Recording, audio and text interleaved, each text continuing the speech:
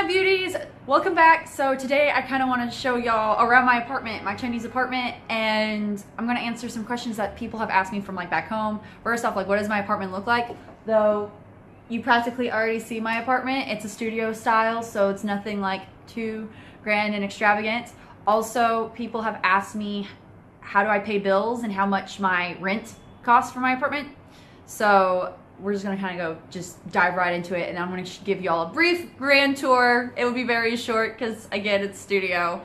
So I live in Gulo district, which is the kind of like the original district to Fuzhou, and it's the smack dab middle of Fuzhou. So it's kind of like the older district. It's like the kind of the businessy area. It's where the historic 3-lane 7 alleys is. So I live in the middle of Fuzhou, which kind of has its perks in a lot of ways.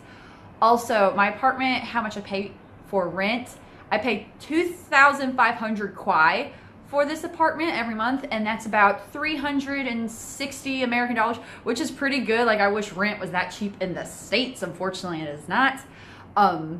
And going back with my bills, a lot of people like, how do you pay for bills since it's like all in Chinese? That was really difficult when I first moved here because I wasn't sure what I was doing, but you could do everything through this app called WeChat, and WeChat basically like runs China. Essentially, you could pay for literally anything in WeChat. That's like the blessing of WeChat. You could do anything. I pay for my rent through WeChat. I pay for my water through WeChat. I pay for my electricity through WeChat. Everything is WeChat. Literally everything. And I have examples of like what some bills look like. I kind of like whited out the important stuff. So, or like, you know, codes and stuff. So this is like, sometimes I'll get these like little slips on my door, one's for water, one's for electricity, kind of let me know how much I pay. And I just kind of open up WeChat, go to the utilities section, and I'll have like a picture of water, like a little water droplet, and there's also like a lightning bolt for electricity, and all I have to do is like hit those, and it has the number written out. And so I just have to plug it in, and that's really the easy peasiness of like paying for things. It's really easy once you get the hang of WeChat. It's really easy to do literally anything and everything in China. So without further ado, let's go look at my apartment. All right, so grand tour, here we go. Ignore my god-awful creaking door. Well, this is it. Welcome to it. This is my humble abode. So let's look. This is our kitchen. As you see, this is literally it. There's nowhere to cook. I have a rice cooker, and it's down in here, but I'm not gonna bother getting all that out. So this little bitty counter space is literally all I've ever had to cook and prepare food. And then over here, we have my little tea section. This is probably my little favorite spot in the house. You have got my kettle, and I have teas, and I have more teas up here. This is a pantry essentially. And down here is just shoes. Just where I keep all the shoes. And so now here we have the bathroom. It is actually, I've been told this is a really nice bathroom for China, because typically China, hello guys. Typically China don't have a lot of apartments don't have actual showers.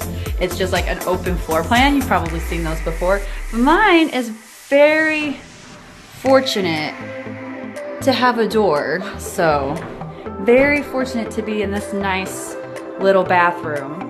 But now the problem is these doors are just kind of frosted and the walls are frosted. You can't see anything, but you can see color. So when I have guests over, it does become a little awkward if you gotta use the restroom. Anyway, now we have the living/bed quarters of the lovely apartment. Do a spin.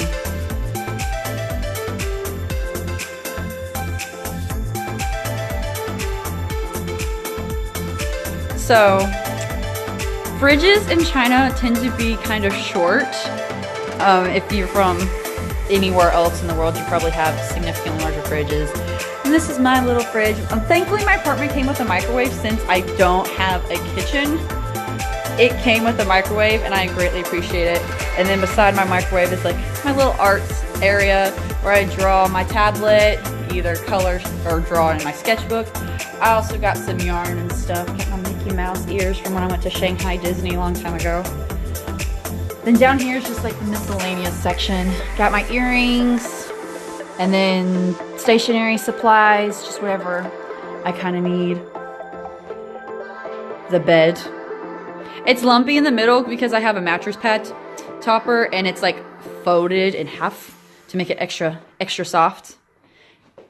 These are closets. Hello, thy clothes. Goodbye, thy clothes. Okay, now going to the part where majority of everyone loves is the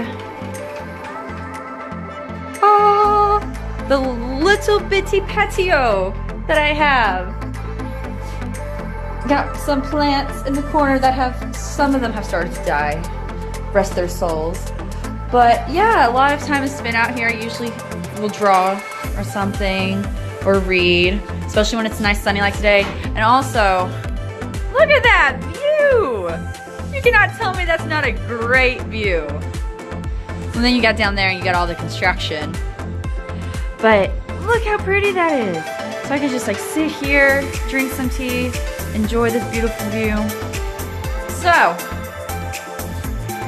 that concludes our tour of my apartment up here in Gulo District. Thanks for joining, guys.